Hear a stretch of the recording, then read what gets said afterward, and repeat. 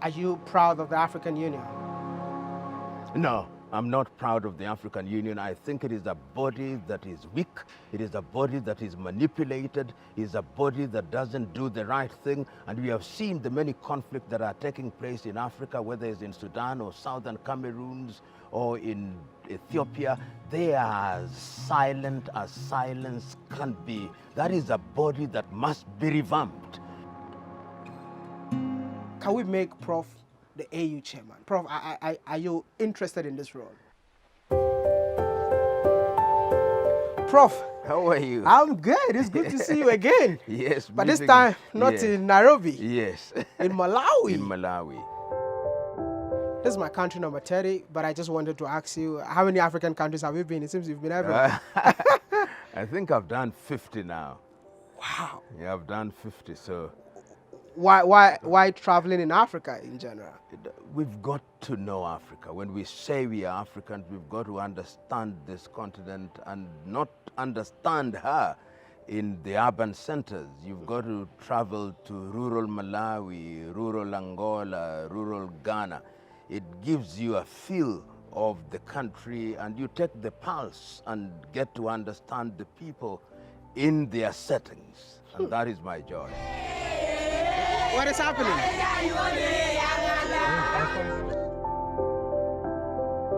I mean, if you don't know the reason why we are here, I mean, I am here because of Prof, even though my goal is to travel every African country, but I believe that I came here because of Prof, because I believe in what Prof is doing. You know, I think the first time I met you, I told you I'm not a big fan. Yeah. You know, I was so bold that day, Yeah. and I told Prof, I'm not a big fan of you, Yeah. because I really want to know that with all the speeches that you're giving across the continent, Yes. what are you doing? Yes. But after this meeting in Yes. Malawi, I'm your #1 fan. Thank you. No, tell them what you've done that they don't know in Malawi. What we are trying to do across Africa with Malawi as the hub is to marry our words with our deeds. We have been in Malawi, we've met President Chakwera, senior government officials, and we have a delegation of over 50 people drawn from 13 different African countries and coming to Malawi and say, we want to invest in agriculture, we want to invest in education, we want to invest in technology, we want to invest in every sector, we want to green Malawi, and that is what we are going to do, not only in Malawi, but across the continent of Africa, to demonstrate to the world and to ourselves that we can do it. And we will do it. Do you agree with Kwame Nkrumah that a black man is capable of managing his own affairs? Oh, without doubt. The disruptions notwithstanding, I have no doubt in my mind that we are going to demonstrate to ourselves and to the world that we can feed ourselves, that we can run our affairs, and that those who have been doubting us will be shocked at the manner in which we do it, responsibly, with pride and humility at once. You are demonstrating to the fact that an African can be an investor in Africa. Oh yeah, you know, there's this idea which is misguided that an investor must be somebody who has come with bags of money from Europe, America, and China. That is misguided. These are individuals who may come here, they may invest, but ultimately what is at the back of their mind is to benefit their countries. But when an African invests in Africa, he or she is doing it for the benefit of self, but for the benefit of Africa and Africans, and that, in my view, is sustainable. We must and we will stop begging, because this is the mother continent. Tell me what is not here. From human resource to natural resource, from arable land to adequate rain, the most even killed weather anywhere in God's created world. I believe that when God was creating the world, he spent the whole time in Africa, making sure everything is in Africa. And then when he was tired, he was like, you know what, let me create Asia, let me create Europe. That's why, that is why every continent wants a piece of Africa. But to me, I believe that Africa got no friends. Do you agree with me? Oh, Africa has very few friends. Everybody has always come to this continent, whether they came as enslavers or colonizers. Africa has always been a hunting ground. And they come to hunt, and when they hunt, they take their catch to their part of the world. So we must be our own friends. Africans are very hospitable. We welcome everybody, and in welcoming everybody, we are abused by them.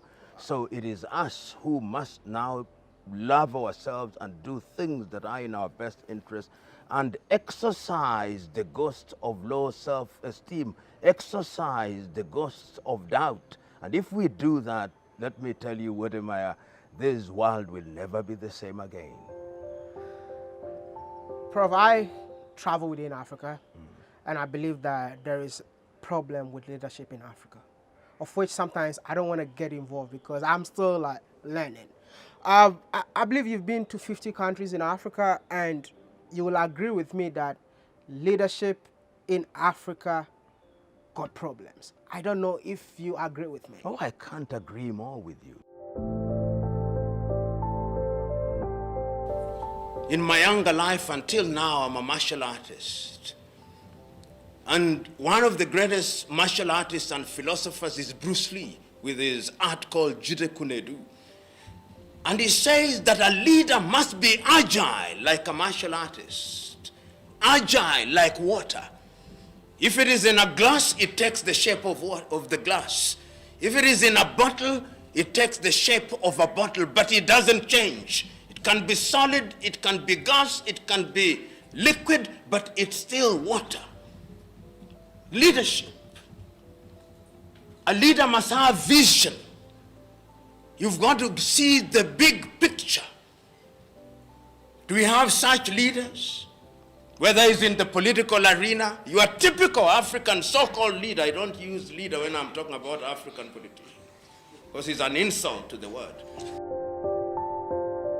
The problem of Africa, simply stated, is one of leadership at the political level. Remember, post-colonization, we inherited systems of governance which are alien to us. And the men and women whom we put into office or rig themselves into political office are individuals who, on a scale of 1 to 10, only 3 are interested in the continent of Africa or in their countries in a manner that is beneficial to the people. That is why we have no shortage of thieves in public office. We have no shortage of murderers in public office. We have no shortage of nepotists. We have no shortage of tribalists in public office. And that is the single thing that we must sort out. The day we sort out the problem of leadership in Africa, that is the day Africa will realize our potential. And it must be done. And it must be done quickly. And we must speak about and against it. Because if we don't, then these individuals, these demigods, will always try to destroy the continent for this generation and generations yet to be born. You said they rigged their way to office. Most of the time. So which means it's so real. Oh, yeah. I mean, these fellows rig themselves into office, most of them. And they manipulate the ballot box. And when they manipulate the ballot box, then they create resentment. And when they create resentment, then they themselves become afraid of the population, which they claim elected them into public office. And that is tragic. Prof, you said African leaders are demigods. Yes. Why do you say so? They are demigods because most of them want to be worshipped rather than to serve. And let me say that there are quite a number of African leaders who are good. There are people in Africa, and they are there, and they have been there, who have had the continent at heart. But the tragedy is that they are few and far between. When we talk about leadership, we are talking about politicians. Yeah. We are talking about so-called elected politicians in many countries. These are individuals who go to office on the promise that they are going to deliver. And as I've said before, and I repeat it again, one of the shortest avenues to acquisition of material wealth is the political arena in Africa. And that is why we see our agriculture is not doing well, our education is not doing well, our health sectors are not doing well. But in the few countries where leadership is committed, you can see that things are happening in a proper manner. And there are quite a number of countries in this regard. You go to Tanzania, you see some good work is being done there. In Rwanda, some good work is being done there. In Botswana, some good work is being done there. But they are few and far between. We want an Africa that works, an Africa that functions, an Africa where people go into office because they want to serve, not to be served. That Africa is the Africa that we are now running around the continent and telling leadership and urging leadership to create with our help. Do you believe that there is elections in Africa, something we call free and fair elections in Africa? There are very few. The thing called free and fair elections is a fiction in many African countries. It is a fiction because elections are manipulated either through ethnicity or through bribery, and the people's will is manipulated in that way. And that is why you are beginning to see a groundswell of resentment, popularly elected leaders being removed from office through coup d'etats. The coup d'etat is the language of the unheard. Not that one wants unconstitutional changes of power, but when those in power claim to have been elected and they are not elected, and they use public office to serve themselves and to serve past colonizers, then coup d'etats and unconstitutional changes of power become inevitable. Prof, currently there's a lot of coup d'etats happening in the western of Africa. And do you think that is the way forward? It is not the way forward, but it is inevitable. And you can see that happening, particularly in the former French colonies. One of the worst colonizers in the history of the world are the French. And even when they pretended to leave, they still remained and are manipulating the economies of this country. And we have seen coup d'etats in Burkina Faso, in Guinea, in Mali, and now in Niger. And young men in the military are saying, because the civilian population is helpless, we are coming in to intervene for the purposes of cleaning up this mess. Do I support it? Yes, because it is inevitable, because that is the only way. Do I support their continued remaining in power? No. They are simply midwifing a process and creating an environment where changes will begin to take place in a proper manner so that we begin to have proper elections and begin to inject some civility and hygiene in the conduct of our affairs. But sometimes I feel like they come in that we want to help the people. As soon as they taste power, Yes. they'll be like, you know what? I want to be there forever. That is a danger. That is why civic awareness is very critical. Remember that when you taste a little power and you are not humble, then you become drunk with it. So it is the duty of the population to be vigilant. And vigilance is what will tell the coup makers that if you joke, this time round, we are not going to sit there. We are going to come out in the millions, and your guns will become hopeless and useless in the face of mass rebellion. Are you proud of the African Union? No, I'm not proud of the African Union. I think it is a body that is weak. It is a body that is manipulated. It is a body that doesn't do the right thing. And we have seen the many conflicts that are taking place in Africa, whether it's in Sudan or Southern Cameroons or in Ethiopia. They are as silent as silence can be. That is a body that must be revamped. It is a body that must have men and women who are crusaders, men and women who are not cowards, men and women who are prepared to sacrifice for the continent. It is a body that is crying for change. Currently, ECOWAS came and they said they want to, go for war in Niger. Yeah. I feel like Niger actually needed support, Absolutely. not war. But you know that the decisions that were being made by ECOWAS, and I'm very happy with the Nigerian Senate telling their president straight on, we are not going to allow you to send our men and women to fight their brothers. But you could see the subterranean manipulation of France and the United States of America. And the people came and said, we don't want war. People in Nigeria told their president, we do not want war. Our Nigerian brothers need support. But it tells you how African bodies are susceptible to manipulation by foreign powers who want to have their dirty work done by our own. Asking brother to rise and fight against brother, sister to rise and fight against sister. We must always remember that there are fifth columnists in our ranks, and it is our duty to identify them so that they do not become Trojan horses to destroy us. Based on popular demand, we want to make you the new AU chairman. Prof, I'm not joking, you know, the youth of Africa, you see, like you have so much influence on the continent. Yes. Like I posted a picture with you. Yeah. And everybody is like, I think you have made it in life just by taking a photo with Yes. Prof. And somebody commented that, can we make Prof the AU chairman? Prof, are you interested in this role? You know, my own view is Africa needs sons and daughters who will serve her. If Africa summons us to serve, we will serve Africa.